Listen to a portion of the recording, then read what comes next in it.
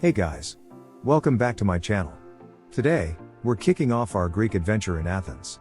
I know some of you might be thinking, Athens? It's not as cool as Santorini or Mykonos. But hold up, is Athens really as dull as people make it out to be?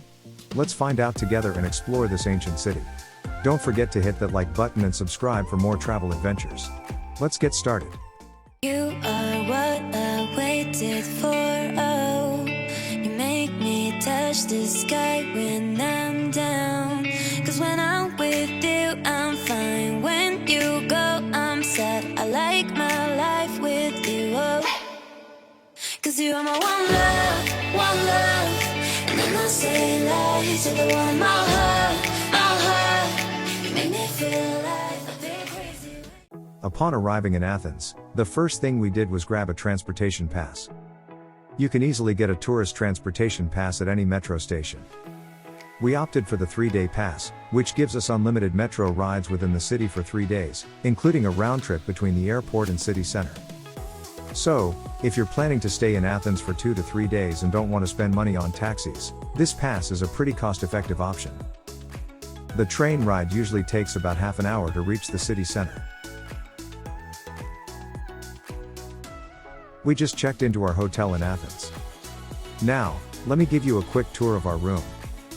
I have also put the hotel information in the description for your reference. At first glance, it might not seem like the most spacious place, but it's definitely clean and has a modern vibe to it. But to be honest, we didn't choose this hotel for the room. We came for the restaurant's amazing view. Speaking of which, let me show you where we had breakfast the next day.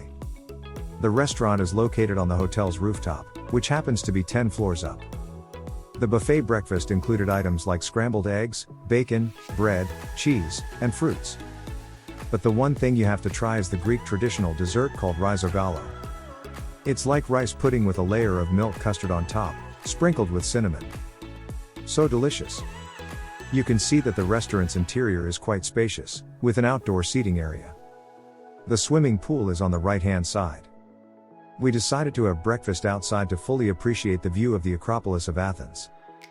Being 10 stories high, the hotel is relatively tall for Athens, and it offers a stunning view of the city center. Having a relaxing breakfast and enjoying such an unobstructed view marks the perfect good morning. We will come back here in the evening and see the night view of the Acropolis.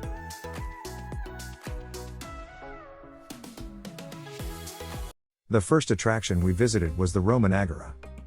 When visiting Athens, you may have heard a lot about the Agora. But what exactly does Agora mean? The word Agora comes from the ancient Greek term agerein, which means to gather together. It is commonly translated as assembly place or marketplace.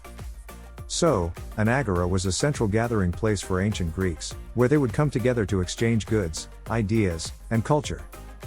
There are 3 prominent structures in the Roman Agora: the Gate of Athena Archegetis, the Tower of the Winds, and the Fetiye Mosque.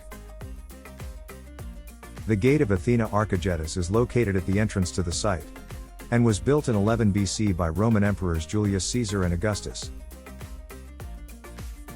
The Tower of the Winds is a 12-meter tall octagonal clock tower that dates back to the 2nd century BC. It was used as a clock tower, and to predict the weather. It is considered to be the first weather station ever built. Each side of the tower features a carved marble frieze, depicting one of the 8 Greek wind deities.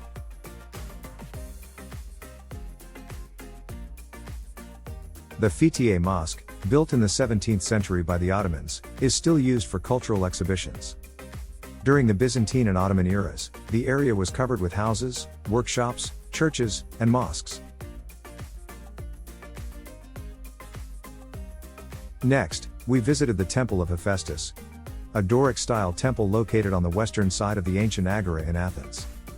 It was built in the 5th century BC and is believed to have been designed by the same architect who designed the Parthenon. The temple is dedicated to Hephaestus, the Greek god of blacksmiths, metalworking, and fire. The temple itself is made of Pentelic marble and features stunning Doric columns, intricate carvings, and a beautifully preserved frieze depicting scenes from Greek mythology. The temple's design is considered to be one of the best preserved examples of ancient Greek architecture. Interestingly, The Temple of Hephaestus was not always used as a temple. In the Byzantine era, it was converted into a Christian church dedicated to St. George, and it was later used as a mosque during the Ottoman period. After exploring the city, it is time to indulge in some Greek cuisine while enjoying the Acropolis at night. We went back to our hotel where we had an incredible view in the morning. During dinner, we ordered scallops and burrata cheese for appetizers, and for the main course, we savored a lamb saddle and black truffle rice with lobster. The black truffle rice was a perfect example of the bold and heavy flavors that characterize Greek cuisine. Although the food was decent, the highlight of the evening was undoubtedly the view of the illuminated Acropolis, which exceeded our expectations and left us with an unforgettable experience. That's it for today's vlog.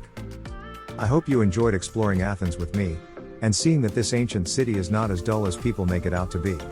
Don't forget to hit that like button, and subscribe for more travel adventures. See you in the next one.